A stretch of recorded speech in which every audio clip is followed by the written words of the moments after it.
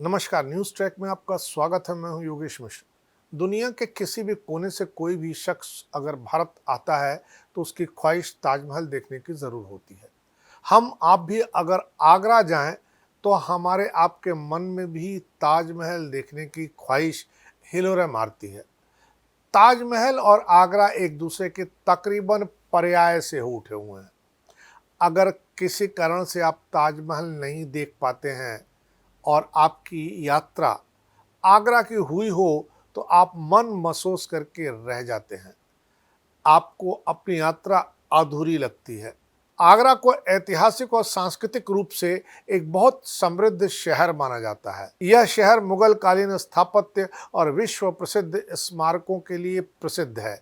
यहाँ के प्रमुख पर्यटन स्थलों के बारे में आप किसी से पूछिए तो वह शख्स जिन जगहों का नाम लेगा उसमें ताजमहल, आगरा का किला, फतेहपुर सीकरी, मेहताब बाग, अकबर का मकबरा, बेबी ताज, चीनी का रोजा, मरियम का मकबरा, केठम झील, इस तरह के तमाम जगहों के नाम लेना वह नहीं भूलेगा। ताजमहल दुनिया के 7 अजूबों में से एक है। सफ़ेद संगमरमर से बना यह भव्य मकबरा मुगल सम्राट शाहजहां की पत्नी मुमताज महल की याद में बनवाया गया। यूनेस्को विश्व धरोहर स्थल में यह अपनी उत्कृष्ट कारीगरी के लिए प्रसिद्ध है। आगरा के किले को लाल किला या किलाए अकबरी भी कहा जाता है। यह 16वीं शताब्दी में अकबर द्वारा बनवाया गया था। मुगलों की सत्ता का यह महत्वपूर्ण केंद्र रहा है। यह भी यूनेस्को विश्व धरोहर स्थल का हिस्सा है। यहाँ पर जहांगीर महल, दीवाने आम, दीवाने खास और मोती मस्जिद है। यह काफी भव्य इमारत है। किला घूमते हुए इस सुंदर महल में गाइड आपको हमेशा यह बताएगा कि यहाँ औरंगजेब ने अपने पिता शाहजहां को नजरबंद रखा था। उनकी जिंदगी के आखिरी 8 साल यहीं गुजरे थे। ताजमहल को देखते हुए शाहजहां का अंत हो गया था। मुगल सम्राट अकबर द्वारा बसाया गया एक ऐतिहासिक शहर है फतेहपुर सीकरी, जो कुछ समय तक मुगल साम्राज्य की राजधानी भी रहा। अकबर की हिंदू पत्नी जोधाबाई के लिए यह बनवाया गया था। उनके लिए अलग रसोई घर आदि के बारे में जानकारी गाइड देता हुआ मिलेगा। यहाँ बुलंद दरवाजा, पंचमहल, जोधाबाई का महल, दीवाने खास और सलीम शेख चिश्ती की दरगाह जैसे महत्वपूर्ण स्थल हैं। इसे भी यूनेस्को विश्व धरोहर का दर्जा हासिल है। मेहताब बाग यमुना नदी के किनारे स्थित एक सुंदर मुगल उद्यान है। इसे शाहजहां ने बनवाया था ताकि यहाँ से ताजमहल का प्रतिबिंब देखा जा सके। यह स्थान सूर्योदय और सूर्यास्त के समय ताजमहल के मनमोहक दृश्य के लिए प्रसिद्ध है। इत्माद उद दौला का मकबरा भी वहां पर है, जिसे बेबी ताज कहते हैं क्योंकि इसका निर्माण ताजमहल से पहले किया गया था। इसकी वास्तुकला ताजमहल से मिलती जुलती है। इसे नूरजहां ने अपने पिता मिर्जा गियास बेग की याद में बनवाया था। इसमें मुगल कालीन नक्काशी और पच्चीकारी का उत्कृष्ट उदाहरण देखने को मिलता है। सिकंदरा में अकबर का मकबरा भी है। यह मकबरा मुगल सम्राट अकबर की समाधि है, जो उनकी मृत्यु से पहले उनके द्वारा ही डिजाइन किया गया। यह भारतीय, इस्लामी, बौद्ध और हिंदू वास्तुकला का सुंदर मिश्रण प्रस्तुत करता है। इसका मुख्य द्वार और लाल पत्थर की नक्काशी देखने लायक बनती है। शाहजहां की बेटी जहां आरा बेगम द्वारा बनवाई गई जामा मस्जिद भी आगरा का एक मुख्य धार्मिक और पर्यटक स्थल है। यह अपनी विशालता और नक्काशदारी के गुंबदों के लिए जाना जाता है। यहाँ का चीनी का रोजा अफगान वास्तुकला का बेहतरीन उदाहरण है। यह मुगल दरबार के प्रधानमंत्री अफजल खान की समाधि है। इसकी दीवारों पर रंगीन टाइलों की सुंदर सजावट है। अकबर की पत्नी मरियम उज जमानी की याद में एक मकबरा बनवाया गया था, जिसे मरियम का मकबरा कहते हैं। यह मुगल और राजपूत स्थापत्य कला का सुंदर मिश्रण है।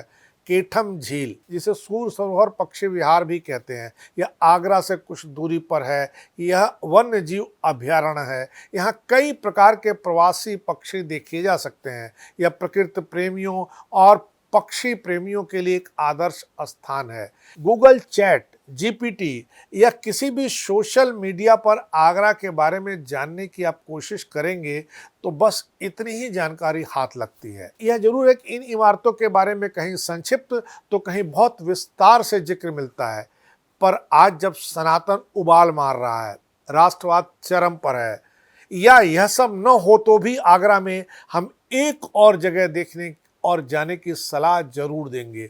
उस जगह का रिश्ता किसी मुगल शासक से नहीं है, बल्कि उसका रिश्ता छत्रपति शिवाजी महाराज से है, जहां आगरा में उन्हें नजरबंद रखा गया था। इस जगह के बारे में गाइड भी आपको नहीं बताते हैं, जबकि आगरा के किले से लगभग 5 किलोमीटर दूर यह स्थान है। यह स्थान शहर से बहुत दूर नहीं है, लेकिन गांव के बाहरी इलाके जैसा लगता है। लोकेशन से लगभग 1 किलोमीटर पहले आपको अपनी गाड़ी रोकनी पड़ सकती है। आपको आगे का संकरा और कांटेदार झाड़ियों से घिरा हुआ रास्ता पैदल तय करना होगा। रास्ते के एक तरफ गांव की बस्ती मिलती है। रास्ता सकरा और गंदगी भरा भी मिल सकता है, लेकिन 400 मीटर की दूरी पर वह स्थान नजर आने लगता है जिसकी तलाश में आप वहां तक पहुंचे होंगे। एक बड़ी इमारत के पास आप पहुंच जाएंगे। इमारत पर लोहे का विशाल गेट है जो बंद मिलता है। गेट के सामने और इमारत के आसपास झाड़ियां उगी हुई मिलती हैं। इमारत के ऊपर लिखा मिलेगा राजा जय किशन दास भवन। पर गेट के पास एक छोटा सा दरवाजा और नजर आएगा आपको, जिसमें ताला नहीं लगा होता है, सिर्फ एक कुंडी लगी होती है। कुंडी खोलकर आप अंदर इमारत में दाखिल हो सकते हैं। अंदर थोड़ी बहुत सफाई आपको ज़रूर दिखेगी, जिससे आप सबको यह आसानी से अंदाज लग जाएगा कि यहाँ कोई रोज आता है, आसपास कोई ज़रूर रहता है। लिहाजा थोड़ी देर में कोई आदमी आपके पास तक पहुँचेगा और आपसे आपके बारे में जानने की कोशिश करेगा। वह बताएगा कि इस जगह का शिवाजी महाराज से क्या रिश्ता है। यहाँ पर 99 दिन शिवाजी महाराज को कैद रखा गया था। इस इमारत को कोठी मीना बाजार या कोठी मीना बाजार हवेली कहते हैं। यहीं पर शिवाजी महाराज 99 दिन रहे और 100वें दिन यहीं से औरंगजेब की गिरफ्त से भाग निकलने में कामयाब भी हुए। शिवाजी महाराज 12 मई 1666 से 17 अगस्त 1666 तक नजरबंद रहे। 17 अगस्त 1666 को सुरक्षा का घेरा तोड़ निकलने में कामयाब हुए। यह हवेली उस समय फिदाई हुसैन की थी, जो कुंवर राम सिंह के छावनी के पास स्थित थी।